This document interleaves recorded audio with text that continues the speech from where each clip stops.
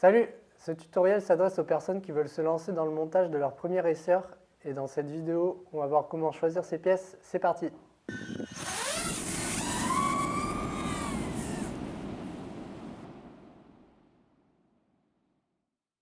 Alors bien sûr, il existe une infinité de montages possibles.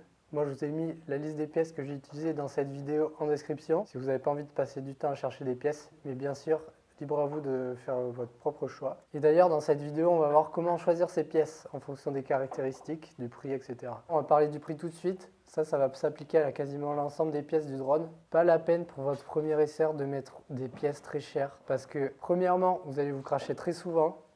Deuxièmement, il y a certains éléments que vous n'aurez pas mis à la bonne place, donc ils vont se casser. Et 3, vos soudures sont peut-être pas super bien faites, donc au premier gros crash, ça risque de se dessouder. Et là, quand ça arrive, en général, il y a une pièce qui crame. Donc si vous avez un bon budget à choisir, mettez plutôt le prix dans une bonne radio, un bon chargeur, un bon pack de lipo et des bonnes lunettes. Le drone, ça vient vraiment en dernier. Allez, on commence tout de suite avec le châssis. Alors les châssis, il y en a de toutes les formes, de toutes les tailles, pour tous les goûts. Mais pour un premier montage, c'est bien d'avoir pas mal d'espace pour travailler, pour trouver la place à chaque composant, faire cette soudure tranquille. Et donc au niveau des dimensions, je vous conseille de rester entre 200 et 250 mm. Ça, c'est l'espace que vous avez entre deux moteurs en diagonale. Au niveau du corps, prendre un châssis avec un corps assez long comme ça, qui dépasse de chaque côté. Et éviter ce genre de choses. Là, vous pouvez voir que tout est hyper condensé, c'est un vrai casse-tête à monter ça. Ensuite, au niveau de l'espace entre les deux plaques, même chose, ça varie suivant le châssis. Prenez-en avec au moins 30 mm d'espace et évitez ces châssis-là avec les deux plaques hyper proches. Voilà pour les dimensions. Maintenant, côté résistance, on va voir surtout les bras. Prenez-en avec au moins 4 mm d'épaisseur. En dessous, ça devient vraiment fragile, donc c'est pas super agréable d'avoir à changer les moteurs tous les 4 matins. Et d'ailleurs, à ce propos, vous pouvez voir que sur certains châssis, vous avez les bras interchangeables comme ça, les bras indépendants, pardon, alors que sur d'autres, les 4 bras sont en fait une seule et même pièce. Donc en fait, avantage de celui-là, c'est que c'est plus léger, mais l'inconvénient, c'est que si vous cassez un bras, mais vous êtes obligé de tout changer, tout démonter. Alors qu'ici, vous avez juste à changer le bras concerné. Et si vous en achetez un comme ça, vérifiez bien que vous avez les bras disponibles à l'achat individuellement, à l'unité. Parce que sur certains produits, en fait, vous êtes obligé d'acheter le châssis complet. Donc il n'y a plus vraiment d'intérêt. Voilà pour le châssis. Pour le reste, à vous de voir selon vos goûts. Les moteurs. Alors quand vous allez chercher vos moteurs, vous allez toujours tomber sur deux valeurs. Alors qu'est-ce que c'est ces valeurs? C'est pas compliqué. La première, ici, 22,05, ça correspond en fait à la dimension. 22 mm de diamètre de la cloche et 0,5 mm pour la hauteur des aimants.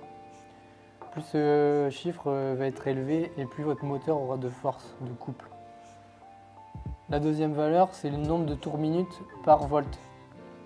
Si vous volez en 4S, vous multipliez 2600 ici par 16 et vous avez le nombre de tours minutes. Donc pour vous qui débutez en FPV, pour vous faciliter l'apprentissage du pilotage, mieux vaut rester en 22,05 et 2300 kV. Ça va vous brider un peu. Et comme ça, il va falloir être moins précis sur le dosage des gaz. Voilà pour les caractéristiques des moteurs. Maintenant, ceux-là, les Racer Star, là, niveau rapport qualité-prix, ils sont vraiment au top. Ils sont pas hyper performants, mais niveau usure, ils tiennent vraiment le coup. Et puis niveau prix, franchement, on ne peut pas trouver mieux. Les ESC, à quoi ça sert? Et bien, comme son nom l'indique, ça sert à contrôler la vitesse des moteurs. Pour simplifier très grossièrement, on pourrait dire que c'est un robinet à courant dont l'ouverture est commandée par la carte de vol. Vous pouvez les avoir comme ici en 4 unités ou alors tous regroupés dans une seule et même pièce. voire même intégré directement à la carte de vol. Mais si vous débutez en FPV, je vous déconseille ces deux options-là parce que c'est la pièce qui va cramer le plus souvent. Si vous avez un court-circuit au niveau d'un moteur ou que vous avez un fil qui se coupe, qui se dessoude, la pièce va flamber. Donc là, au moins, vous aurez à changer que l'ESC concerné, ça coûte moins de 10 €. Alors qu'ici, eh ben, vous êtes obligé de changer toute la pièce. Et c'est pas le même prix, quoi. Bon, après, à vous de voir, hein. Maintenant, comment choisir ces ESC? Première chose à regarder, l'ampérage. Ça, c'est à choisir en fonction des batteries que vous utilisez et en fonction des moteurs. Avec n'importe quel moteur en 2205 et 2300 kV, des 20 ampères suffisent largement. Ensuite, il y a le voltage, en fonction des batteries que vous voulez utiliser. Donc ici, on est bon, vu qu'on veut utiliser des 3 et 4S. Autre chose à regarder, c'est ça, c'est le firmware installé là-dessus. Bon, je ne vais pas rentrer dans les détails, il y en a plusieurs. Moi, j'utilise des ESC BLLI, c'est le plus courant, vous n'aurez pas de souci de compatibilité. Alors que si vous utilisez des ESC KISS, vous devrez obligatoirement avoir une carte de vol KISS. Dernière chose à regarder, c'est les protocoles supportés par vos ESC. Il en existe plusieurs, plus ou moins performants. En prenant des ESC qui supportent du D-Shot 600, vous serez sûr qu'ils sont relativement récents. Côté contrôleur de vol, le cerveau de votre machine. Il vous faut une F4 ou F3 minimum. Ne prenez pas une NAS32 ou une CC3D, c'est des vieilles cartes qui ne sont pas très performantes. Il vous faut un OSD intégré. Ça vous affichera certaines informations à l'écran en vol, comme par exemple le niveau restant de votre batterie. Il vous faut aussi une PDB. Pour savoir s'il y a une PDB intégrée dans une carte, regardez s'il y a un emplacement prévu pour mettre directement une batterie. Si c'est le cas, alors il y a une PDB qui est intégrée. Autre chose, pour vous éviter une prise de tête et passer des heures sur des forums pour savoir où brancher chacun de vos composants, faites en sorte de connaître vos branchements avant d'acheter votre carte. Pour ça, choisissez une carte pour laquelle il est fourni un schéma de montage, comme par exemple ici. Dernière petite chose, pour savoir si une carte est bonne ou si c'est une mauvaise copie, allez voir dans les commentaires des autres utilisateurs, ça marche toujours. On va maintenant s'intéresser à la transmission de l'image qui est filmée par votre drone et qui est envoyée devant vos yeux.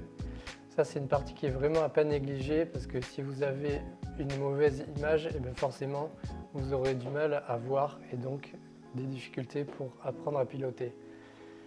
Donc pour avoir une bonne image, ça va commencer par avoir une bonne caméra. Vous avez des marques qui proposent des caméras pas chères, mais elles sont vraiment à éviter parce que vous n'avez aucun réglage possible.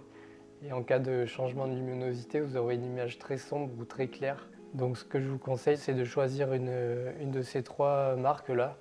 Donc vous avez Foxeer, Runcam et puis celle-ci. J'ai jamais testé, mais j'ai lu que c'était une bonne marque. Donc parmi ces marques, vous avez plusieurs modèles, mais sachez quand même que même la plus bas de gamme est tout à fait correcte. Il vous faut aussi un bon émetteur vidéo. Ça, c'est ce qui va envoyer les images via des ondes radio jusqu'à vos lunettes. Forcément, si vous avez un émetteur de mauvaise qualité, vous aurez moins de portée et vous aurez plus d'interférences.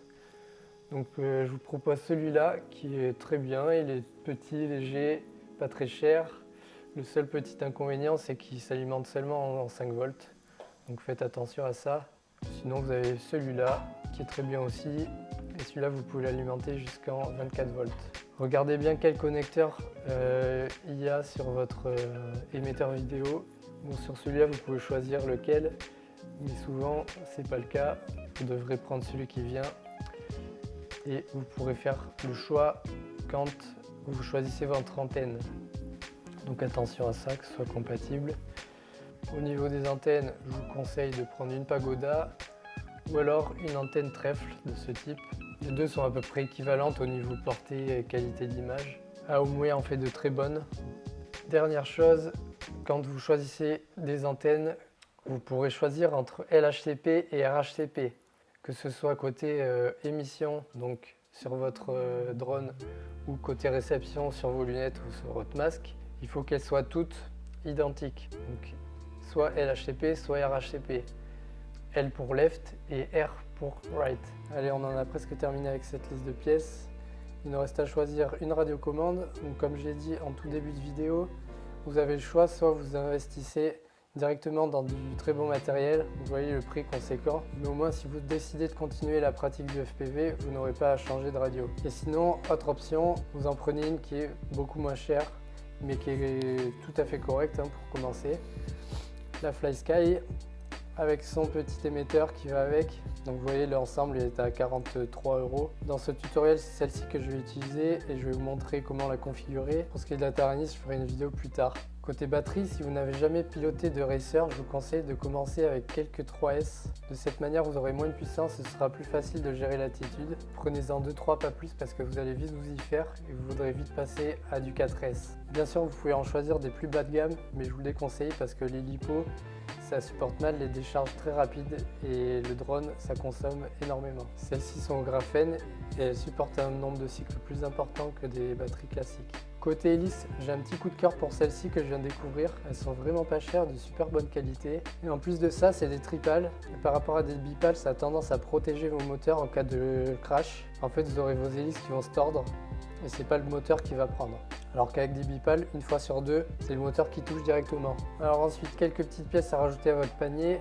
Il faut savoir qu'en FPV, les vibrations, c'est l'ennemi numéro 1. Pour avoir une machine qui vole bien, il ne faut pas de vibrations. Les vibrations, elles viennent principalement des hélices, des moteurs.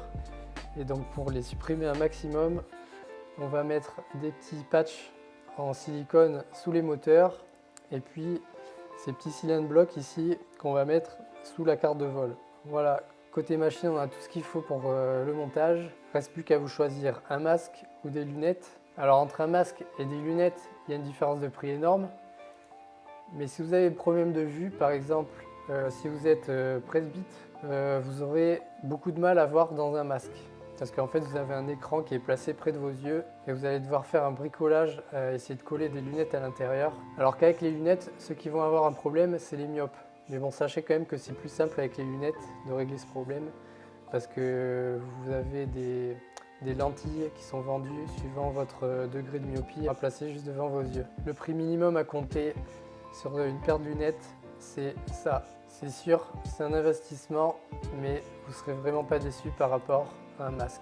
Voilà donc pour toutes ces pièces, le drone au complet, une batterie, la radio, la FlySky, toutes les petites pièces anti-vibration. Il vous faudra compter un peu plus de 200 €. Là j'ai dû faire un petit calcul parce qu'il y avait certaines des pièces qui n'étaient pas disponibles au moment où j'ai fait la vidéo. À cela, il faudra vous rajouter le prix du masque ou d'une paire de lunettes et puis un chargeur. Bien sûr, je vous mets un lien de toutes ces pièces que je vous ai conseillées dans cette vidéo en description et que je vais utiliser dans la vidéo suivante dans la partie montage. Bon, et ben il n'y a plus qu'à commander tout ça et puis on se retrouve dans la prochaine vidéo pour faire le montage. Ciao!